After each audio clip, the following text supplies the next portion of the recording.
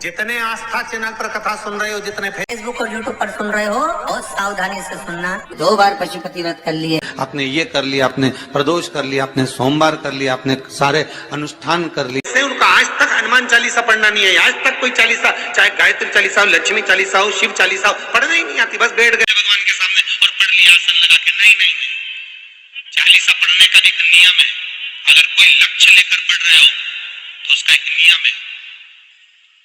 पूरी जिंदगी पढ़ते रहोगे तो भगवान की प्राप्ति नहीं है, पर लक्ष्य लेकर अगर पढ़ा है आसन से, जिस भगवान की चालीसा पढ़ रहे हो उसकी मूर्ति या उसका फोटो आपके सामने होना चाहिए। एक घी का दिया। अगर हनुमान चालीसा पढ़ रहे हो तो या तो घी का दिया जलाओ, वो भी गाय के, भैंस के घी का मत जलाना। हनुमान जी कभी प्रकट नहीं होंगे भैंस के घी से। घी का दिया लगाइए अगर चालीसा का पाठ कर रहे हो हनुमान जी का। और बहुत ज्यादा संकट है, बहुत ज्यादा परेशानी है, तो हनुमान चालीसा का पाठ करो तो तिल्ली के तेल का दिया लगाओ। काली तिल के तेल का दिया, तेल का दिया हनुमान जी के सामने आसन बिछाकर। बहुत तकलीफ है तो 3 पाठ प्रतिदिन करो। और एक आसन से जितने समय 9 बजे अगर आप बैठते हो पाठ करने तो 9 बजे ही बैठना है। 11 दिन तक प्रतिदिन 3 पाठ रोज करो। एक पानी का लोटा, कलश, तांबे का जल, अर्थात तांबे का लोटा हो, स्टील का लोटा हो, तुम्हारे पास जो कलश हो उसमें जल भरकर, एक सिक्का उसमें पटक कर, एक लौंग पटक कर प्लेट से ढक कर रख दो और प्रतिदिन बस टाइम पर बैठकर पाठ करो। 11 दिन पूर्ण होंगे। जिस कामना से आपने पाठ करा है बस वो सिक्का, वो लौंग कलश में से निकाल लो, जल का आचमन करो और जिस काम के लिए करा है वो जल उस प्रयोग में ले लो। उस प्रयोग किसी से बात करने जाना है तो वो जल पी कर जाएगा। कोई से हाथ मिलाना है तो वो सिक्का, वो लौंग अपने हाथ में रखिए, अपने साथ रखिए। मंदिर में अगर दिया लगाने जा रहे हो, बाती लगाई है आपने मंदिर के अंदर, तो कुछ देर बैठिए, कुछ देर स्मरण करिए। हमारे यहाँ तो यहां तक कहा गया है कि किसी मुर्दे को अगर जलाया भी जाता है तो कपाल क्रिया तक रुकना पड़ता है कि थोड़ा रुकिए, कोई पीछे से आकर कुछ कर ना जाए। दीप जलाएं, थोड़ी देर रुकिए। और दीप का भी नियम है महाराज, दीप का भी नियम है। दिए में जो फूल बत्ती लगती है, गोल बत्ती लगती है, गोल वाली, ये बत्ती हमेशा कोई विष्णु भगवान की पूजन कर रहे हो, शिव जी की पूजन कर रहे हो, कोई अन्य देवता का अगर आप स्मरण कर रहे हो तो गोल बत्ती लगाई जाती है। भगवान के मंदिर में पूजन कर रहे हो तो गोल बत्ती लगाएं। लंबी बत्ती, लंबी वाली जो बत्ती होती है लक्ष्मी की पूजन में, देवी पूजन में, जितनी भी माताओं की आप पूजन करोगे, जितनी भी देवियों का आप स्मरण करोगे, उसमें लंबी बत्ती का प्रमाण। पितरों की पूजन में लंबी बत्ती का प्रमाण है।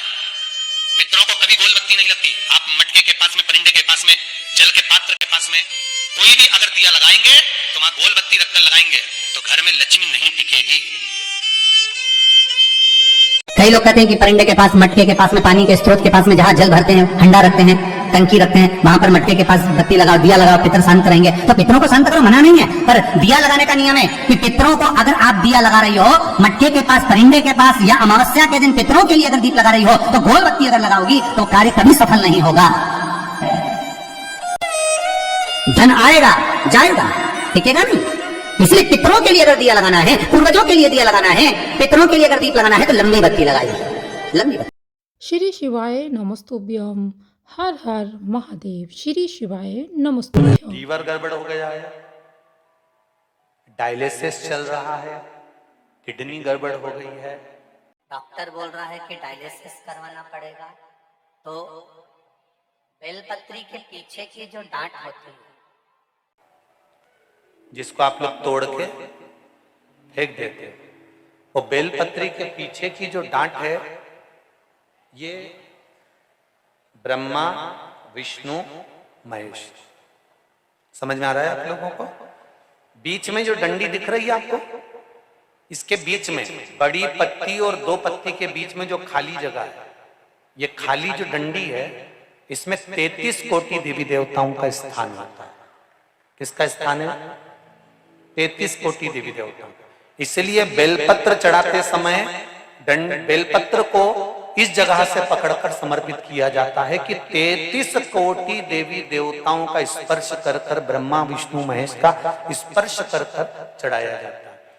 बेलपत्री के नीचे की जो डंडी होती है, ये 2 पत्ती से लेकर नीचे का जो भाग होता है, ये स्कंद पुराण कहती है, इसमें 64 योगनियां और मेरी माता पार्वती का संपूर्ण जितनी शक्तियां हैं, वो सारी शक्तियां इस डंडी के अंदर विराजमान होती हैं।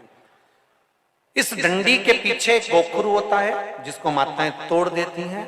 वो जो टूटा हुआ गोखरू रहता है, उसमें भगवान शंकर के श्री शिवाय नमस्तुभ्यम। बेटी ने पूछा कि गुरुदेव, अगर मान लो हमें जल चढ़ाता चढ़ाता इतना दिन हो गया और बाबा नहीं सुनी रिया, तो हम कई करें। तो अगर बाबा नहीं सुन रहे हैं तो बेलपत्री एक अशोक सुंदरी वाली जगह पर चढ़ाकर, दूसरी बेलपत्री बाबा देवादिदेव महादेव को, ये डंडी का मुख अशोक सुंदरी के यहाँ चढ़ाओ तो उत्तर की ओर, ये जो आप बेलपत्र चढ़ाओगे शिवलिंग के ऊपर, इसकी डंडी का मुख भी उत्तर की ओर, और तुम जब बैठो तो दक्षिण में बैठना। दक्षिण में बैठोगे तो तुम्हारा मुख कहाँ हो गया? जम के बोलो, जम के उत्तर में। तो तुम जब यहां बैठोगे तो ये जो जलाधारी है जहां से पानी बहकर जा रहा है, यहां बैठोगे, और जब आप जल समर्पित करोगे, जल चढ़ाते चढ़ाते एक बार थोड़ा सा आगे बढ़कर जल की धार को अशोक सुंदरी तक लेकर जाना। ये लगभग तुम 2 या 3 महीना कर कर देखो, मेरा बाबा तुम्हारा हाथ जरूर पकड़ेगा। श्री शिवाय नमस्तुभ्यम। हर हर महादेव। मंगलवार को साल 2023 की आखिरी पूर्णिमा है। ऐसे में इस दिन अगर आप जीवन में किसी परेशानी से छुटकारा पाना चाहते हैं तो इन उपायों को जरूर करके देखें। नौकरी के क्षेत्र में अपने शत्रुओं की एक के बाद एक चाल से अगर आप परेशान हैं तो मार्गशीर्ष पूर्णिमा के दिन आपको श्री कृष्ण भगवान के अनंत, दामोदर, केशव, नारायण, श्रीधर, गोविंद, माधव, ऋषिकेश, त्रिविक्रम, पद्मनाभ, मधुसूदन एक एक करके भगवान के इन 12 नामों का जप करते हुए भगवान को ताजे फूल अर्पित करने चाहिए। किसी परीक्षा की तैयारी कर रहे हैं, उसमें अपनी सफलता को सुनिश्चित करना चाहते हैं तो मार्गशीर्ष पूर्णिमा के दिन आपको श्री कृष्ण मंदिर में शंख का दान करना चाहिए। साथ ही अगर आपके घर के मंदिर में भी शंख नहीं है तो मार्गशीर्ष पूर्णिमा के दिन उचित विधि से घर में शंख की स्थापना जरूर कर लें।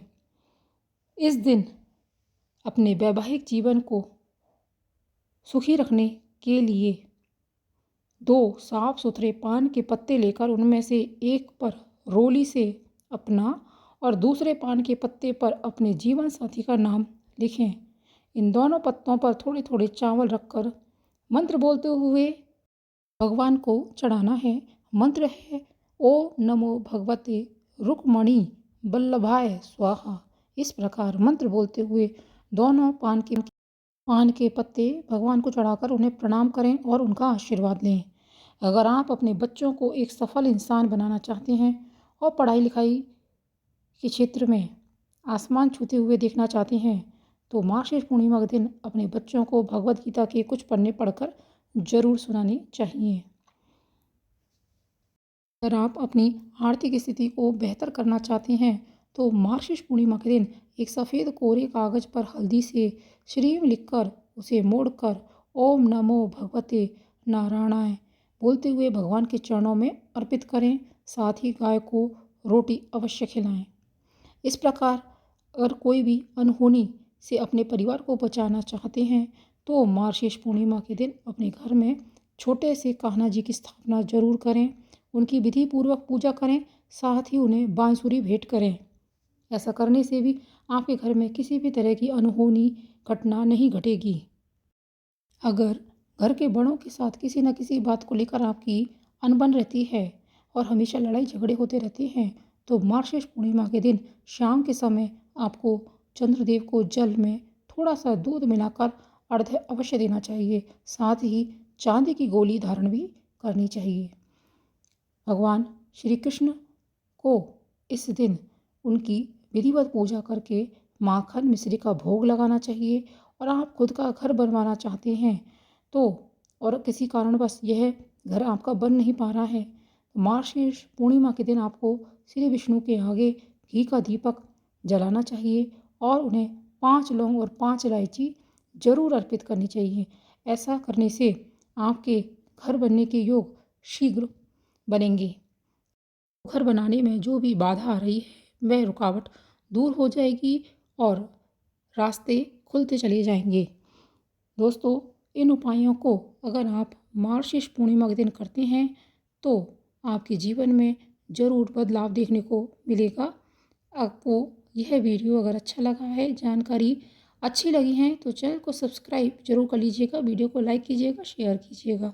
कमेंट बॉक्स में ओम नमः शिवाय अवश्य लिखिएगा। मिलते हैं अगले वीडियो में। धन्यवाद।